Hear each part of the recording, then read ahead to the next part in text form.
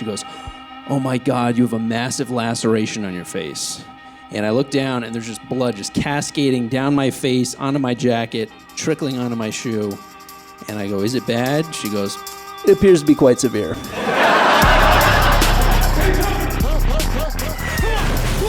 going on? This is not happening. I'm your host. I'm your host, Roy Wood Jr.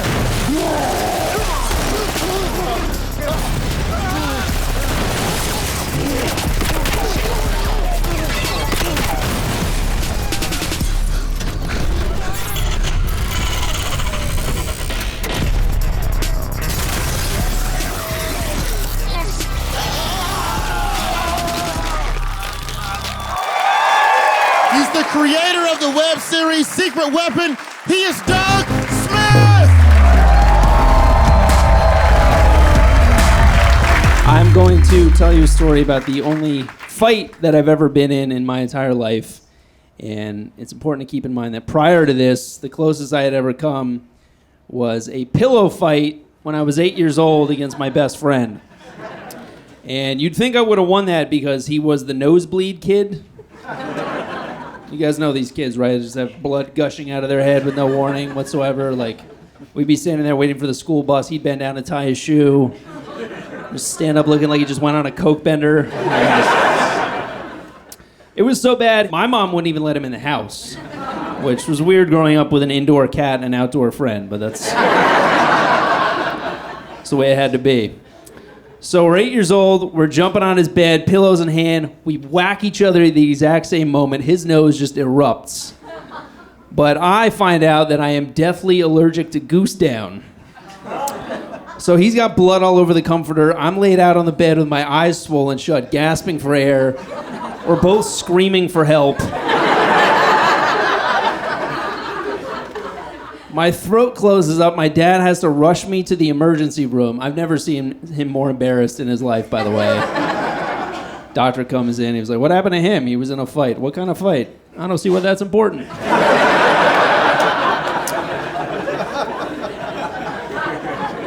Definitely not a big confidence booster when you find out that your kryptonite is feathers, you know? So cut to 20 years later, I still have a shameful 0-1 record. I'm in the East Village of Manhattan. It's about 10 o'clock on a Thursday night. I just bought some weed, and I'm headed home to Brooklyn. So I go down the stairs of the 2nd Avenue F train station, and as I swipe my card, I hear a woman screaming. Now, if you live in a small town, that might be a cause for concern, but in a city of 8 million people, some of them are going to be screaming. Pretty much par for the course. So I casually look over and I see a petite young blonde girl, early 20s, and holding her from behind is a guy about my build, maybe mid-30s. It's getting a little rough, but I'm like, maybe is he doing the Heimlich maneuver? But you can't scream while you're choking. And also he has one hand on her breast, the other hand is moving between her legs. His form is terrible. I think maybe this is a couple into some aggressive foreplay. Anything I can do to justify not getting involved, right? But then he grabs her by the blouse, whips her against the wall, hauls off, punches her in the face, clobbers her. She is now sobbing. He's trying to rip her pants off. And I'm like, you know what? I don't think they're together. I think this guy is a rapist. Someone's got to stop this guy. Not going to be me, of course, but somebody. And now he grabs her by the throat, slams her head against the wall, and no one is doing anything. He hits her again. I'm like, shit, I got to be that guy. So I yell out the most threatening thing I can think of, which unfortunately is, "Hey, buddy, that's a lady."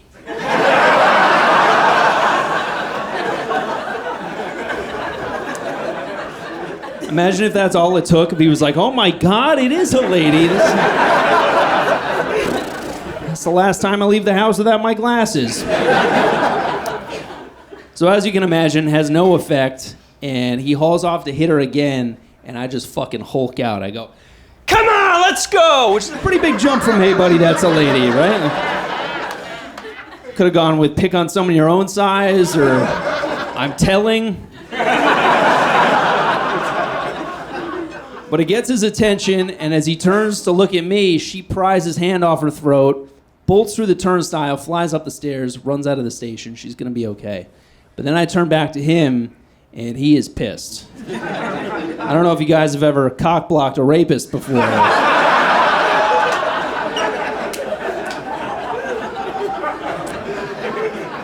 But they do not take too kindly to it.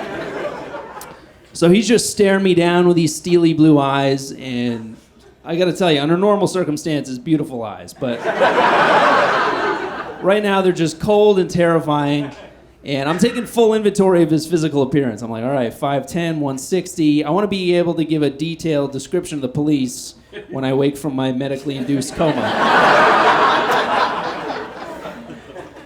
So he takes his first step toward me and very calmly goes, "What you gonna do, motherfucker?" And part of me is tempted to try to talk my way out of this. You know, I'd be like, "Hey man, I didn't mean to interfere. If you hurry, I'm sure you can catch up with her."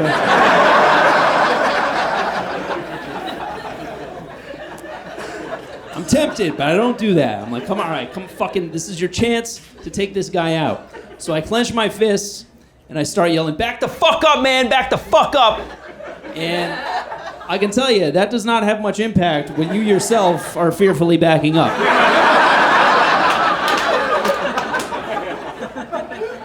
So I hit the opposing wall. He's got me backed into a corner. I got nowhere to go. So I have no choice but to try to take this guy out. So I take a deep breath, and I ready myself, and I step in with a demolishing blow. I'm just going to lay this guy out.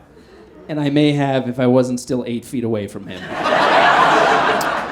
So there's this horrible moment where I just watch my fist whiz past his face. I'm like, no! He steps in, clobbers me, my knees buckle, but I don't go down. I'm like, all right, fisticuffs is not my strong suit. I'm gonna come back, kick this guy in the balls, like I just completed a woman's self-defense class. So I step in, I swing, he scoots back at the last second. I miss his balls, but I get him in the stomach. And here's what I know about my fighting style so far. Way too polite, can't land a punch, and when I kick someone, I make this sound. I go,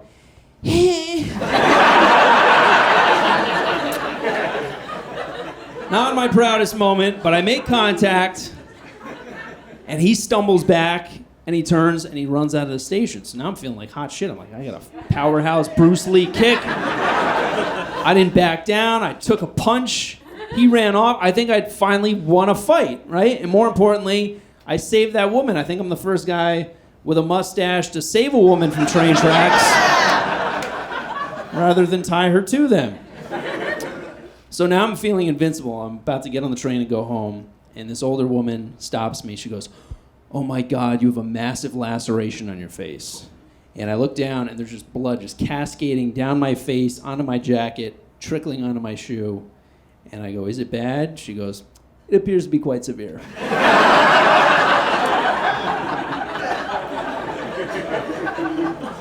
And my adrenaline's pumping, so I don't feel any pain. I just feel warmth, and I kind of like replay everything in my head. And I think, well, that guy was kind of holding his hand in a funny way. He didn't really punch me so much as like swing at me. There's blood everywhere. I did not get punched. I did not win a fight. I just got stabbed in the face. Now, I don't know about you guys, but when I get stabbed by a stranger with a foreign object, first thing that comes to mind, oh my God, now I have AIDS.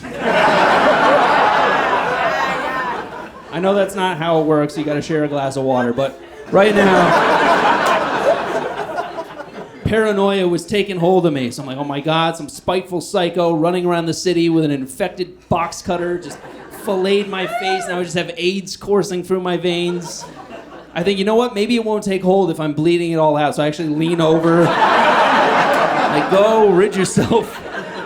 Get out of me. And the same woman, she goes, "What are you doing?" She reaches into her purse, grabs a wad of napkins, slaps them on my face, because, you know, every woman over 30 has a surplus of purse napkins. And She leads me up to the street, calls 911, dozen cops on the scene within minutes. They all want to see the cut. So one after another, I remove the napkins. Each time another pint of blood spurts out. And they all have the same reaction. They just go, "Ooh, put it back, put it back, put it back." So another cop rolls up and he goes, "Hey, do you mind if I see it?" His partner goes, "You see his mouth? Just picture another one right next to it."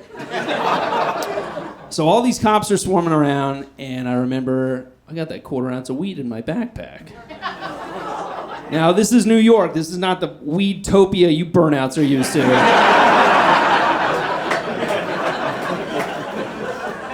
It's not like I didn't show the guy my medical card. He's like, "Oh, cool, I have one too. All right." So justifiably, I'm freaking out, and I feel this big mitt on my shoulder, and I'm like, "Oh my God, he can smell it. I'm fucked. I'm going to jail." He spins me around, and this detective goes, "Hey, how's it feel to be a goddamn hero?" He reaches into his back pocket, hands me his business card. He goes, "You ever need anything? You ever in a jam? You call me. I got your back." I was like, "I may take you up on that a little sooner than you think, sir."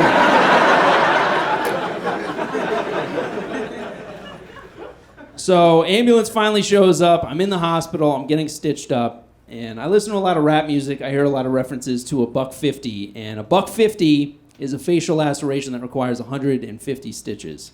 And I don't know if you can see the scar right here. Right there, you see it? You see it?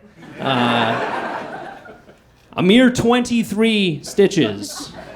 Which has to make you wonder, what kind of fucking facial laceration requires 150... I think that's decapitation.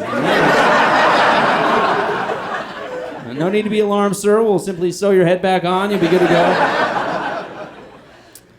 So 10 days later, I get my stitches out. I seem to be healing up nicely. And that night, I'm brushing my teeth, and I notice this clear liquid dripping out of my scar.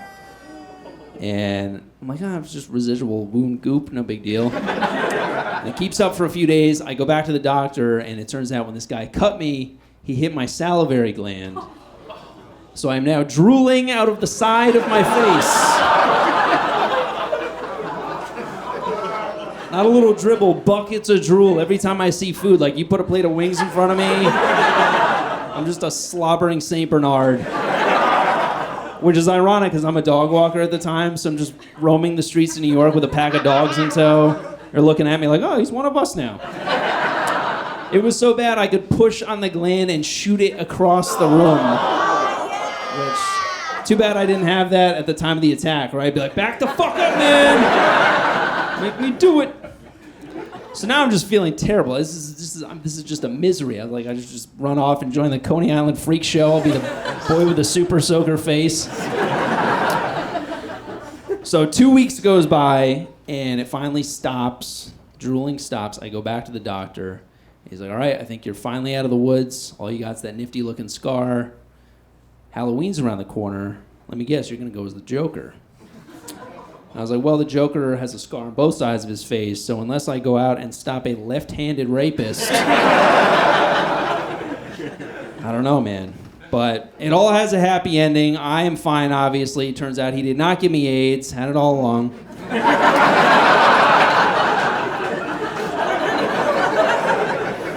Girl got away, and they actually caught the guy. They caught the guy. 3 days after the whole thing happened, they found him right outside the same station. Remember, I thought he was my age? 54-year-old drunk homeless man. So 20 years older than he looks, beautiful baby blues. I got my ass kicked by the world's sexiest wino. So he's currently in prison. He got sentenced to 15 years of having a home. And people ask me if I'm worried about him coming after me when he gets out. And it's like, well, he's going to be 70 years old. So unless he watches this in prison and comes after me with a pillow,